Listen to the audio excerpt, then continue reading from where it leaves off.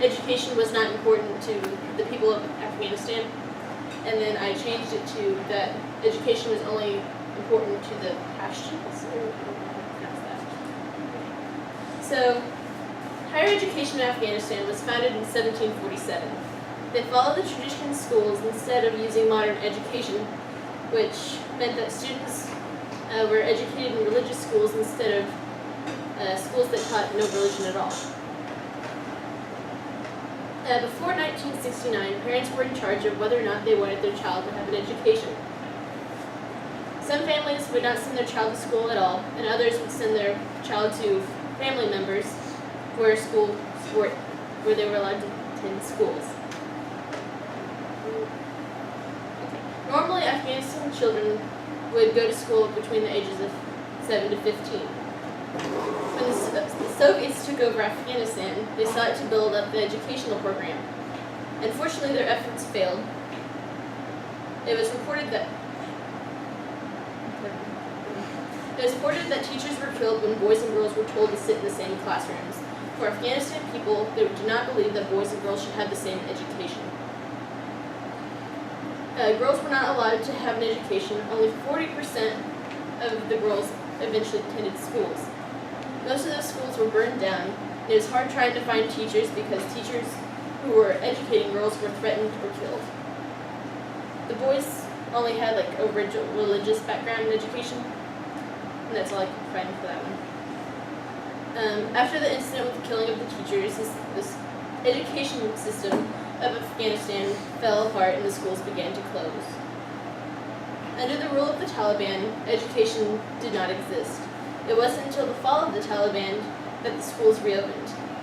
In 2006, Kabul University and the American University of Afghanistan reopened. As of 2013, there are about 9,500 schools and more than 10 million male and female students. And in the Kite Runner, Hazaras were not allowed to have an education. They were not allowed to read and write. So even though they weren't allowed to be educated, they were really smart. Because I found the quote in the book. It says, "I read him poems and stories, sometimes riddles, but I stopped reading those when I saw he was far better at solving them than I was." So even without the education, Hassan was still able to figure out things that Amir couldn't. And it proves that one does not need an education to be intelligent. And Amir, he was educated and he went to school all the time. And he was a talented writer, and he wrote amazing stories. And that's all. And that's my work. Okay, good. The presentation is over the Afghanistan economy. Before I formally leave my claim, I want to just give us some basic information about it. They're still attempting to recover from decades of conflict that has just rocked the nation. These kind of conflicts have included several wars, including numerous civil wars, and has put the economy basically in shambles and has made it one of the poorest in the world. Even though the economy is still suffering, it has improved significantly since the Taliban fell in 2001, and I believe it's improved by 3.2%.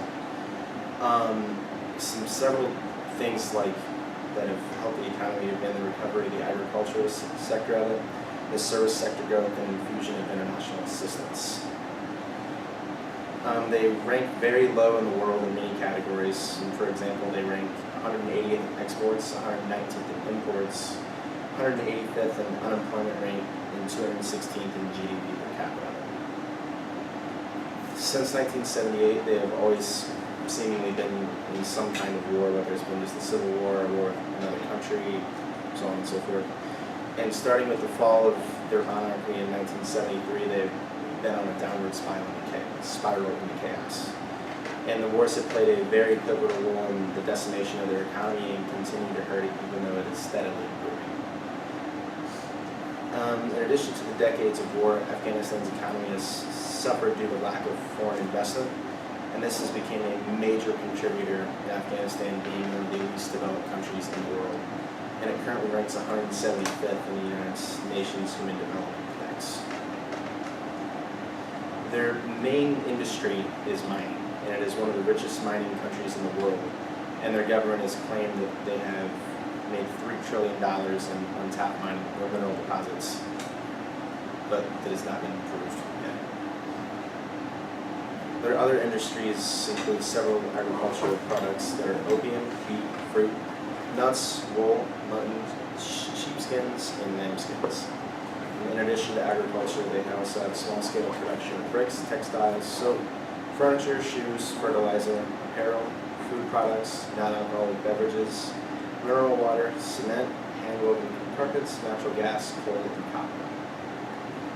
Of the 31,180,077 people living in Afghanistan, 35% are unemployed, and 36% are below the poverty line, making it one of the world's poorest countries.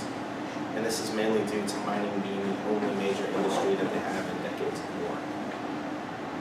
My claim is that the economy suffers greatly due to the constant conflict and civil war, as well as a very low unemployment rate that stems from lack of work due to mining being the only major industry of the nation.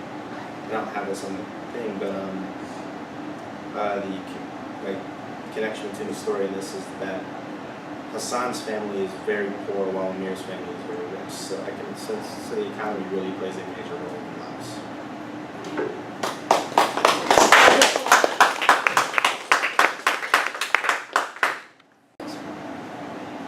Afghanistan is a country whose ongoing war affects not only its government, but the environment and the people. My first claim is Afghanistan's environment and people are negatively affected by the ongoing war. And as both American and Afghan militaries dispose of toxic and medical waste in burn pits, these toxins are released into farmland and living areas. Military weapons destroy the country's landscape, while a lack of stable government fails to put an end to the destruction. The released toxins create unusable farmland, airborne diseases, and endanger the country's wildlife.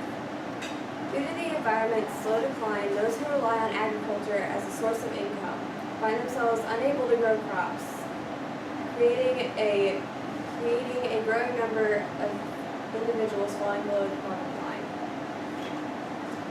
The airborne toxins create airborne illness, affecting hundreds of the people's health. On a lethal level, raising death rates while the destruction of landscape expands the desert. The war in Afghanistan turns it into a country whose environment and people suffer greatly from the hazardous toxic effects. And then my opposite claim is Amir is negatively affected by the ongoing war for his father's affection. And much like the war in Afghanistan is affecting the country, negatively, the war for affection between Amir and Baba is negatively affecting Amir.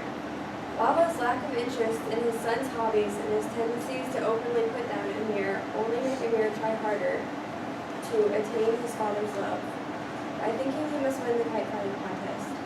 His father's obvious love for Hassan establishes a deep-rooted hatred in Amir. Thinking that Baba wishes Hassan was his own son, Amir often leaves Hassan out of his and Baba's activities. And when Amir overhears his father speak of how he almost cannot believe he is his own son, Amir tries to prove that he can be like other boys by becoming aggressive towards Hassan, treating him more like a servant than a friend, even exclaiming, "He's not my friend, he's my servant," when the other boys treat him terribly. The ongoing battle for Baba's love and approval turned Amir to a more hateful, try-hard person. Much like the war in Afghanistan is destroying the environment and the people. Very good, very good. So my presentation is over the Taliban, Afghanistan, and Iraq. My first claim before doing any research or looking at it was that the Taliban was a group of terrorists based in the Middle East. But after doing research and reading Kite Runner, I found out that the Taliban were just freedom fighters fighting to get rid of the Soviet side of Afghanistan. Until Bin Laden came to power, they were all right. They were pretty much a good group. Some facts about the Taliban: they're mostly Pashtun. They are a Sunni Islamic organization. They're in Pashto. Taliban is the plural of Taliban, which means students.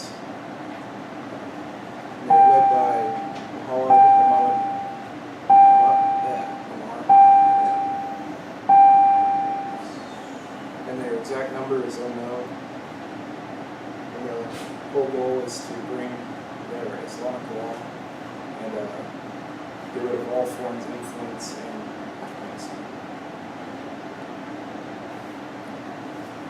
The history of the Taliban was formed in 1979, aiming to fight the Soviets in Afghanistan.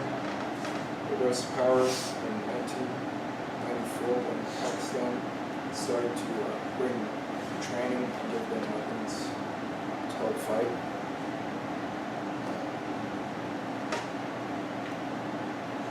In 1996, Osama bin Laden came to power in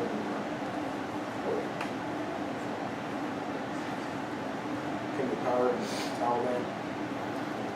That's when the U.S. asked for to take Osama bin Laden out of Afghanistan, but the Taliban were not with them, causing the war. And on December 9th, 2001, the Taliban lost Kabul and pretty much the rest of Afghanistan. And yeah, what to do next? Since we stay informed, stop Al Qaeda and the Taliban and give Afghanistan.